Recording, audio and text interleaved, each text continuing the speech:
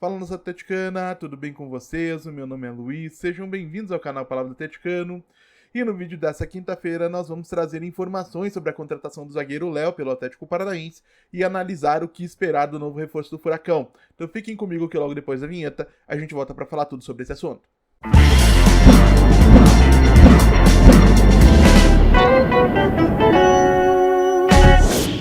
Então vamos lá para o tema do vídeo de hoje, pessoal, porque na manhã desta quinta-feira é dia de reapresentação do elenco rubro-negro no CT do Caju para início da pré-temporada. O jornalista Vene Casagrande trouxe a informação de que o Atlético Paranaense e o Vasco da Gama acertaram a negociação do zagueiro e lateral esquerdo Léo, que pertence ao clube carioca. Posteriormente, novas informações deram conta de que a operação teria sido concluída mediante o pagamento de 10 milhões de reais pelo Atlético Paranaense, mais o perdão de uma dívida de 2 milhões de reais do clube carioca pela aquisição do volante Hugo Moura. Então, uma operação que totalizou aí 12 milhões de reais entre aquilo que o Atlético efetivamente pagou e aquilo que abriu mão de receber. Para quem não conhece, Léo é antes Léo Pelé, um apelido que ele particularmente não gosta, é um zagueiro e lateral esquerdo formado pelas categorias de base do Fluminense, que defendeu Londrina e Bahia por empréstimo e que chegou ao São Paulo em 2019 antes de se transferir ao Vasco da Gama em 2023. E o que me chama a atenção ou as minhas primeiras impressões dessa negociação?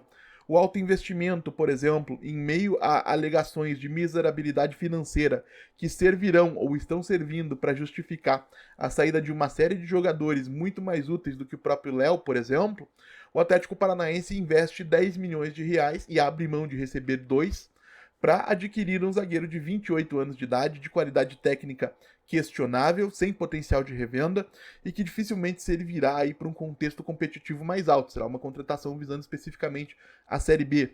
Então, para que gastar dinheiro nesse contexto? Ou para que gastar dinheiro nesse jogador especificamente? Era evidente que o Atlético precisava contratar um zagueiro. Uma segunda situação que me chama a atenção: o Léo tem atuado na maior parte do tempo como zagueiro, o lateral esquerdo do Vasco da Gama é o Lucas Piton. E em 2024, o Matheus Gamarra, por exemplo, que foi um dos destaques do Olímpia na última edição da Copa Libertadores, ou na penúltima edição da Copa Libertadores, para ser mais preciso, recebeu pouquíssimas oportunidades do Atlético Paranaense sob a justificativa de que o Thiago Heleno preferia e fazia questão de jogar pelo lado esquerdo. Então, como que fica a situação do novo contratado nessas circunstâncias? O Thiago Heleno vai finalmente abrir mão do lado esquerdo da defesa para que o Léo possa atuar e ser útil? Inclusive o Thiago Heleno que jogou pelo lado direito sem problema nenhum em 2018 e 2019. Então eu pergunto, como é que o Léo vai ser afetado por essa postura do Thiago Heleno, que segundo as últimas informações vai receber uma proposta de renovação para permanecer no clube na próxima temporada. Falando um pouquinho então do jogador, eu preparei aqui uma arte para a gente poder analisar, eu volto com ela em um minutinho. Então vamos lá, voltando com novidade aqui no canal Palavra do Atleticano, pessoal.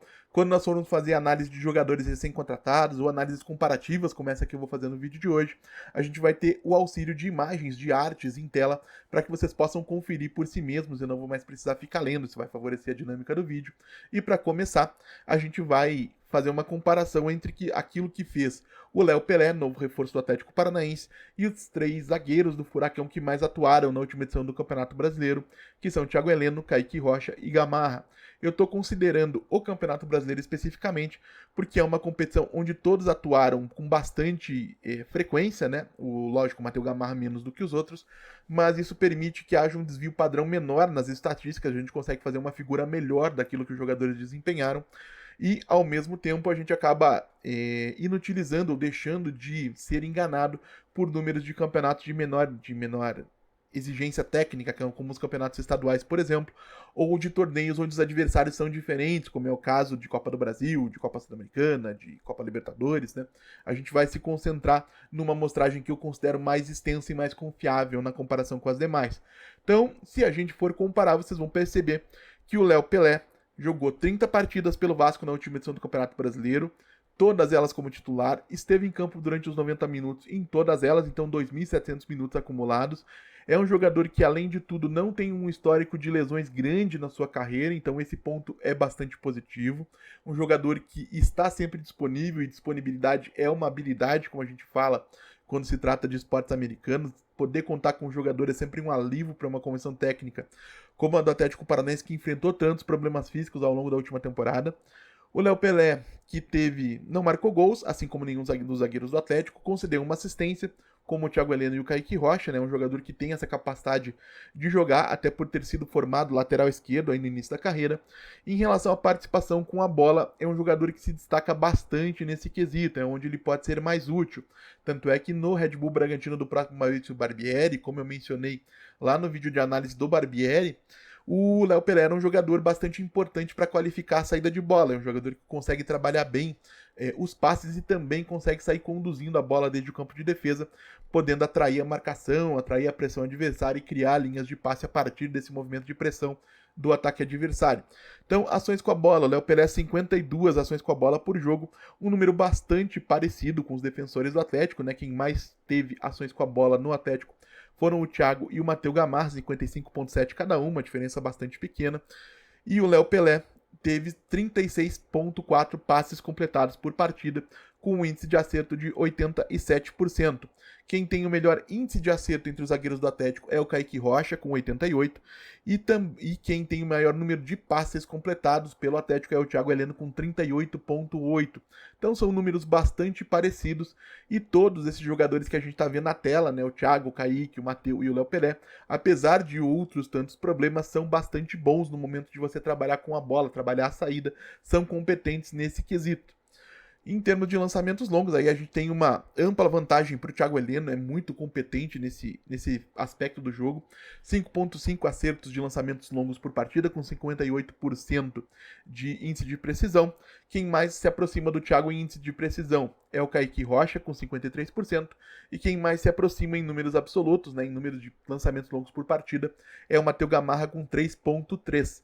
O Léo Pelé especificamente tem 2,7 lançamentos longos por partida, 47% de índice de acerto, são números bastante razoáveis, tá? Não são números ruins. Chegando então na página 2 aí da nossa análise, pessoal que trata de aspectos defensivos, acredito que é o que a maioria dos torcedores quer saber, se o Léo é um zagueiro melhor ou pior do que os que nós tivemos ao longo de 2024. E a resposta, como vocês podem perceber em tela, é que eles não são lá muito distintos entre si, tá?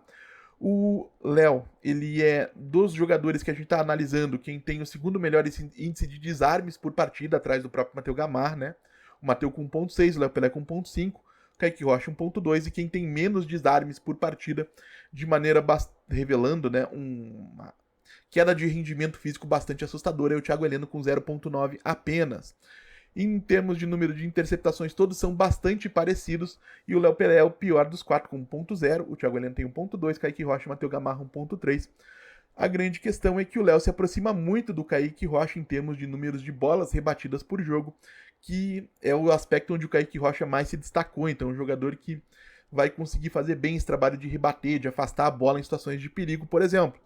E em termos de disputas físicas, tá? O Léo ele se aproxima muito do Kaique, e o Kaique em termos de duelos terrestres, duelos pelo chão, e em termos de eficiência, o Kaique foi quem mais conseguiu eficiência nesse quesito, 62%, 2,1 duelos terrestres vencidos por partida.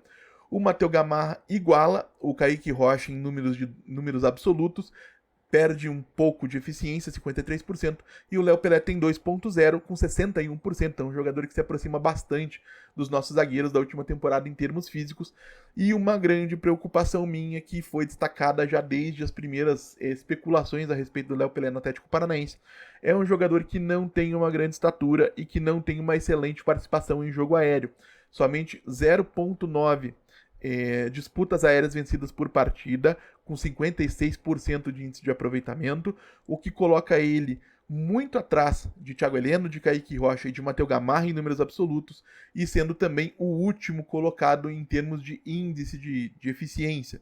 Então, um jogador que o Atlético vai ter que ter muito cuidado para utilizar, porque ele pode comprometer um sistema defensivo no jogo aéreo que já é bastante fragilizado nas últimas temporadas.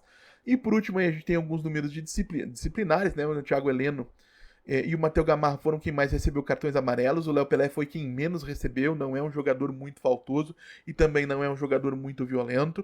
E o Thiago Heleno foi o único que foi expulso, aquela expulsão que todo mundo se lembra de maneira bastante atrapalhada ou irresponsável. Então, gente, deixa eu encerrar aqui a tela cheia, a apresentação de imagens. A gente já volta para arrematar esse vídeo. Voltamos então com a tela cheia, pessoal, para arrematar esse vídeo de hoje e trazer a minha conclusão. Foi uma boa contratação? Não foi uma boa contratação? Em termos técnicos, nós percebemos que ele não é muito diferente dos jogadores que tem o Atlético Paranaense no seu elenco. É evidente que o Kaique Rocha, por exemplo, que eu imagino que vai embora, acumulou um número muito grande de falhas que não foram indicadas nessa análise de hoje. O Matheus Gamarra passou por um processo de adaptação que também envolveu alguns períodos de oscilação bastante grandes, mas eu confesso que entre ter um Léo Pelé a 12 milhões de reais e dar mais espaço e continuidade para o desenvolvimento de um Matheus Gamarra, que passou por umas circunstâncias que teve a sua adaptação ao futebol brasileiro muito prejudicada pelas circunstâncias terríveis do Atlético em 2024, eu preferiria muito mais dar sequência para o zagueiro paraguaio, não teria feito esse investimento nesse jogador. Repito que o Atlético precisaria contratar um defensor com toda certeza, só acho que talvez o Léo Pelé não fosse a melhor alternativa. E, principalmente, eu acho que a gente tem que considerar aquilo que o Atlético vai enfrentar em 2025. Para uma Série B, é um jogador que tende a contribuir, sim, o nível de exigência técnico é menor, o Atlético vai ser menos atacado, é o principal clube da competição na próxima temporada, tende a passar mais tempo com a bola, e com a bola a gente pôde perceber pelos números que foram trazidos, o Léo Pelé é um defensor bastante confiável, um defensor bastante capaz de participar das articulações, algo que, repito, ele fazia com bastante destaque no Vasco da Gama, sob o comando do próprio Maurício Barbieri. Então, um jogador que em 2025 pode sim funcionar, pode ser importante. O que eu acho que o Atlético não pode se enganar é que mesmo em uma eventual boa fase do Léo Pelé, lá no final do ano, depois de um acesso, né, a gente espera que depois de um acesso, para voltar à Série A do Campeonato Brasileiro em 2026, o Atlético vai precisar ir ao mercado em busca de um zagueiro de um nível mais alto do que esse que foi encontrado no jogador aí que veio do clube do Rio de Janeiro. Mas quero saber também a opinião de vocês, claro. Gostaram da chegada do Léo Pelé? Não gostaram da chegada do Léo Pelé e por quê? Deixem aí nos comentários. Como eu sempre digo aqui no canal, eu leio todos. E se você está chegando agora, vou pedir que você deixe o seu like, se inscreva no canal Palavra Atleticano, compartilhe o conteúdo em redes sociais. E se você conhece, gosta e quer apoiar o meu trabalho aqui no YouTube, fica o convite para que você conheça o clube de membros do canal Palavra Atleticano, onde por uma quantia simbólica de R$ 4,99 mensais, você tem direito a um grupo de acessar um grupo de WhatsApp exclusivo para os membros aqui do canal, prioridade nas respostas dos comentários deixados nos vídeos do canal Palavra Atleticano, além de acesso a conteúdos exclusivos. E então é isso, pessoal. Muito obrigado mais uma vez pela atenção de todos e até a próxima.